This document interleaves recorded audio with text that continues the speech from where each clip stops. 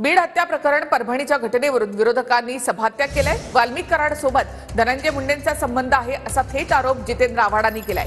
जितेंद्र आव्हाड यांच्या आरोपांना धनंजय मुंडे यांनी प्रत्युत्तर दिलं आहे। बीड हत्या प्रकरणातील आरोपींना सरकार आणि मंत्र्यांकडून संरक्षण, विरोधकांचा आरोप। सरपंचाची क्रूर हत्या झाली, लायटरनं डोळे देखील जाळले, वडट्टीवार संतापले। संतोष देशमुखांच्या मृतदेहावर उड्या मारून नाचण्यात आलं, हे काय चाललंय?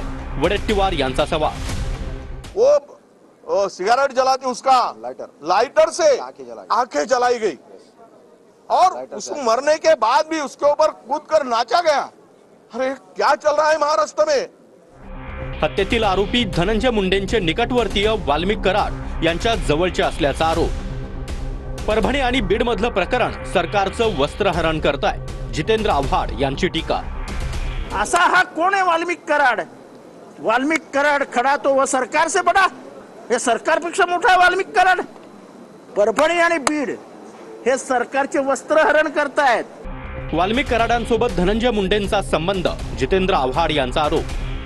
हो, त्यांचा संबंध आहे ना वाल्मिक कराडांशी।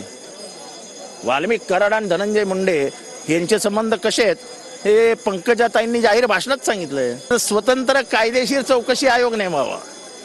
धनंजय मुंडेंचं पान देखील वाल्मिक कराड शिवाय हलत नाही। दसरा मेळाव्यातील पंकजा मुंडेंचं जुनं वक्तव्य चर्चेत। वाल्मिक कराड माझ्या जवळचा हे मी नाकारत नाही। पंकजा मुंडे आणि आव्हाडांच्या वक्तव्यावर धनंजय मुंडेंचं स्पष्टीकरण।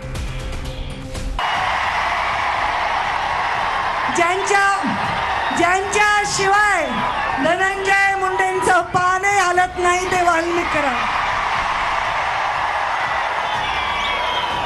त्यांचा संबंध किती आहे, काय, या सर्व गोष्टी आदरणीय मुख्यमंत्री महोदयांच्या निवेदनामध्ये स्पष्टपणाने येतील। एक मिनिट ते आहेत, आता भूमिका काय बोलायचे ते माझ्या जवळचे आहेत ना, त्यात काय मी नकारणार थोडाच आहे।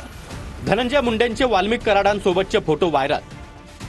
बीड जिल्ह्यामध्ये अनेक जण येऊन फोटो काढतात, तो वैयक्तिक जीवनामध्ये काय करतो त्याच्याशी आमचा संबंध येत नाही, धनंजय मुंडे यांचं वक्तव्य। बीड जिल्हा असा आहे की ज्या जिल्ह्यामध्ये अनेक जण येऊन फोटो काढतात। आता त्याला फोटो घ्यायचा असतो आणि आपल्याला फोटो द्यायचा असतो, त्याचा आग्रह आपल्याला टाळता येत नाही, पण तो त्याच्या वैयक्तिक जीवनात काय करतो याचा संबंध कुठेही आमच्याशी येतच नाही। हत्या प्रकरणात वाल्मिक कराडांची चौकशी करण्याची जितेंद्र आव्हाड यांची मागणी। गुले जो प्रमुख आरोपी आहे संतोष त्या कदम याच्या देशमुख यांच्या हत्याकांडातला प्रमुख आरोपी, त्याच्या फोनवरनं धमकी देतो, 2 कोटीची खंडणी मागतो, खंडणीत त्याला आरोपी करतात, मग त्याला खुनाचा आरोपी का नाही करत? अचानक ही दुर्दैवी घटना घडली आणि ही घटना दुर्दैवी आहेच।